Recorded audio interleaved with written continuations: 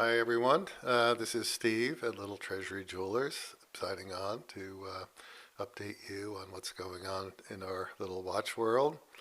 And as you might notice if you've watched before, I've rejiggered my set a bit again, and I need a sound check and to make sure everything is coming through correctly. So please, if you're watching, let me know if my sound is coming through okay. All right, so I thank you for that.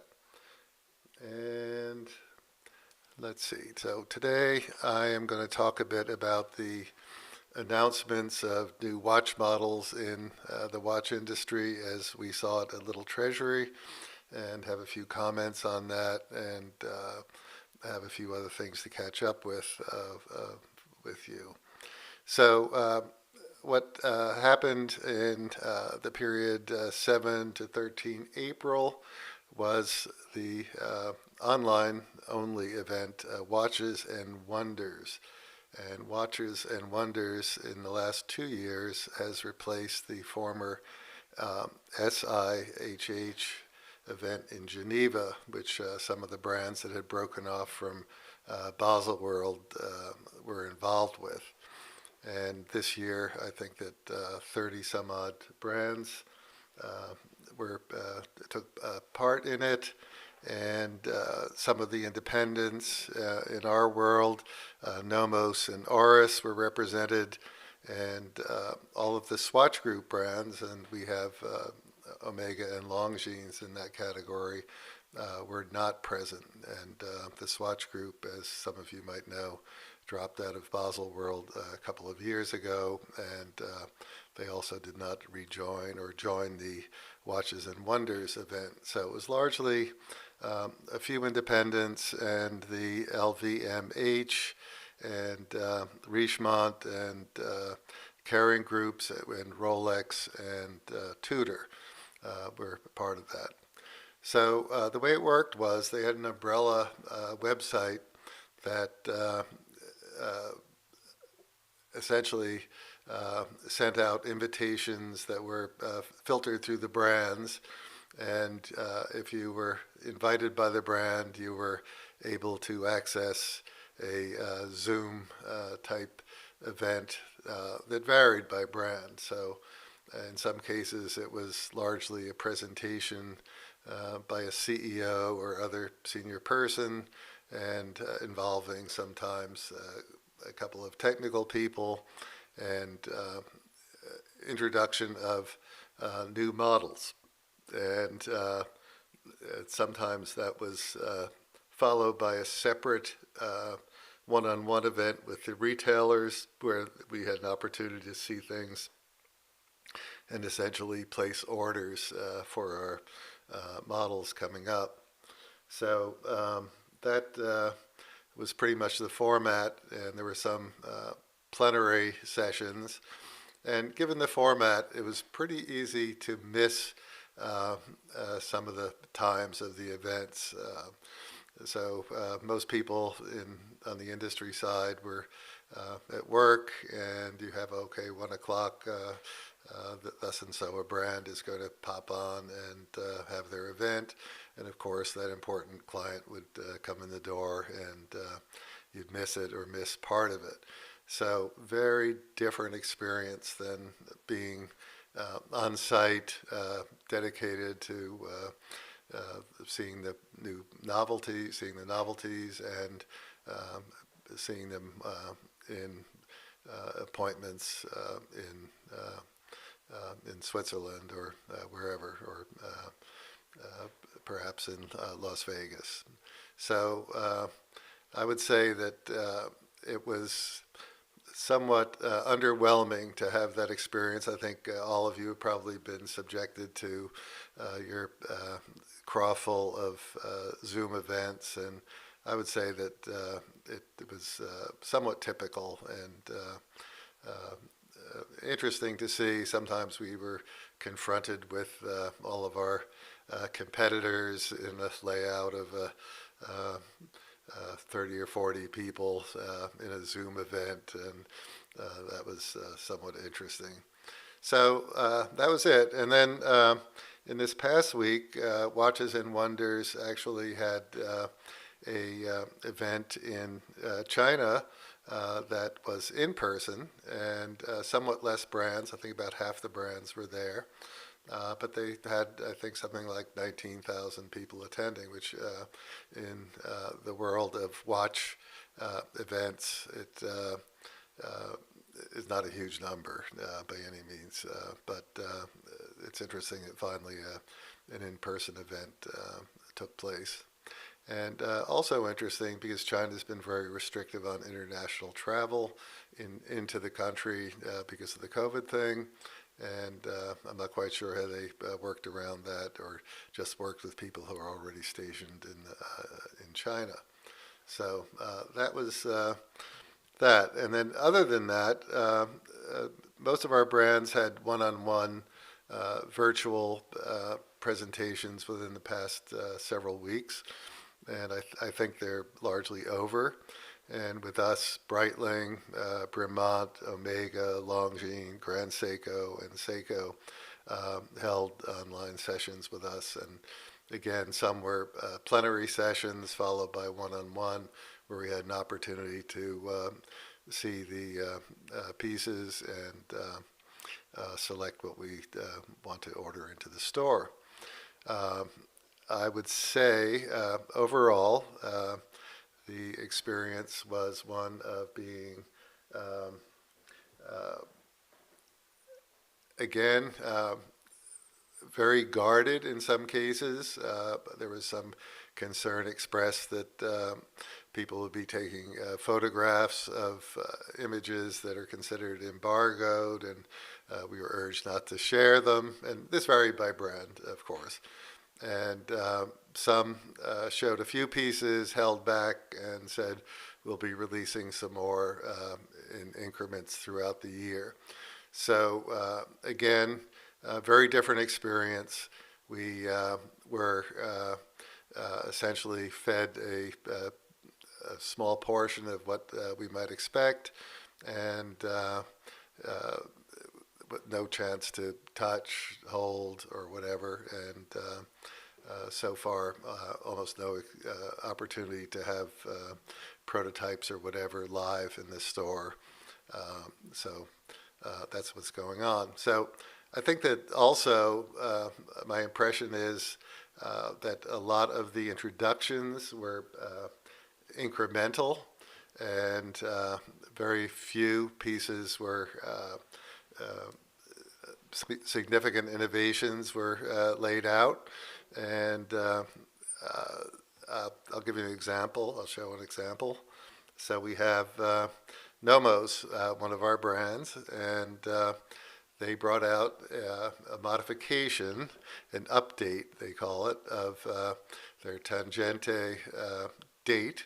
And they have a very novel date indicator, the little markers that are in the perimeter, and the date in between the two little markers is the current date.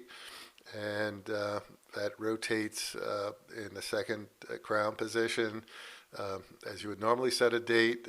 Interestingly, you can go forward and backward freely. And their innovation was introducing the color, the green color, instead of a red.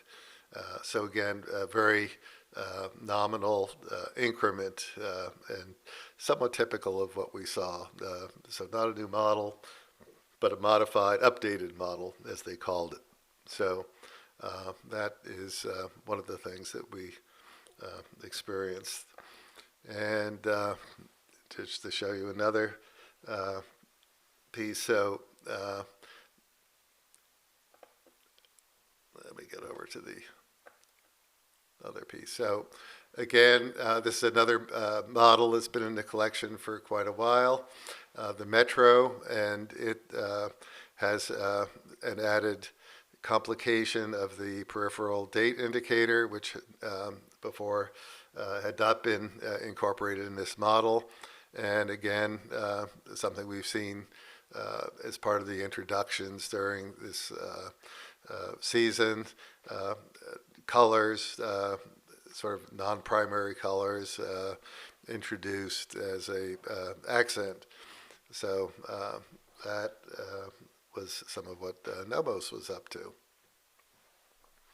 So cutting back, we can also show you some of the color theme again represented in some of the new models. So they have a new series of their club collection, and some of the pieces have sort of a striking color. And I'm not quite sure what you call some of these colors. It sort of is between yellow and orange, and it's not a red orange. I'm not sure what it is, but a lot of these in-between colors, non-primary types, have shown up not only in Nomos, but we also see it in other collections, other brands. So that is that one. And then also, Breitling introduced a couple of models, and this is back into the color comment, and they have this very pretty Premier Chronograph they introduced with this so-called pistachio color. So that, to me, is of a piece with what we're seeing in the other brands, sort of this introduction of various non-standard colors throughout. And I can show you a live piece that we also have from our Nomos collection, which I'll cut over to right now. So again, you see this light brown dial and unusual color, and it fades off into a darker shade around the perimeter of the dial. And they also introduced it with a new two-tone bronze and stainless steel bracelet and bezel. So again, this whole repetitive theme of sort of non-standard colors showing up. And it'll be interesting, in my opinion, to see people mixing and matching them with their dress.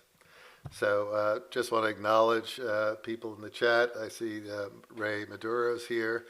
And how are you, Ray? And Alejandro Nubea. Thank you for joining us. And anybody else who's lurking about, why don't you jump in the chat and see if we can get something going. And I've got a little dog action in the background. I suppose you can hear that as well. So sorry about that. So that is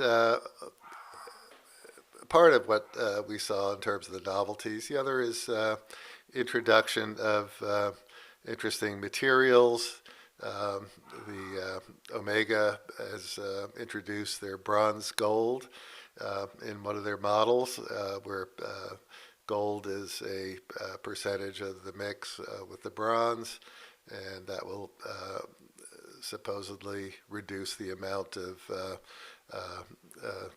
discoloration that occurs naturally with bronze with time, and maintain its brilliance. And a number of other brands have come up with interesting materials changes, but again, not so profound in terms of new model developments. And I wanted to go back to the dial thing and just bring in a Rolex. We don't do Rolex, but I think it's worth taking a look at it. And this is the palm frond version of the 36 millimeter Datejust that came out. And I think we're used to seeing the more extreme dials, perhaps in the higher range of various brands. And now we're seeing these more daring dial treatments trickling into the more affordable, and for Rolex, the affordable is the $7,000 range, I believe.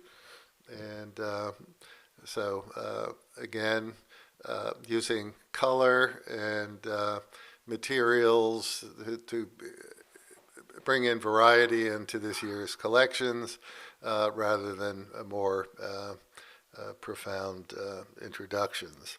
So to me, the word is caution throughout, um, uh, releasing a few models during this period, the typical Basel World period, if you will, and with promises to release additional models incrementally throughout the year. And so that's sort of the way the watch industry is tackling things this year. And I think it's understandable that huge chances were not taken, and also that a full range of new models is not on the table day one, given that production and supply chain issues have dogged the industry to a certain extent during the past year. So that's how I see that going. So aside from this, we have very few new pieces in-house that haven't sold through.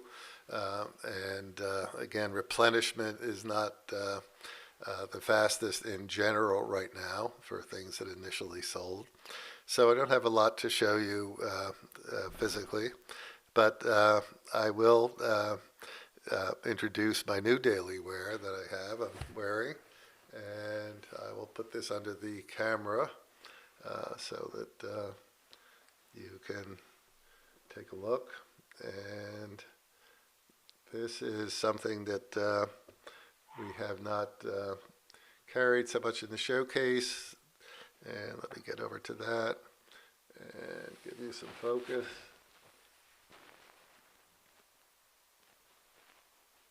There we go.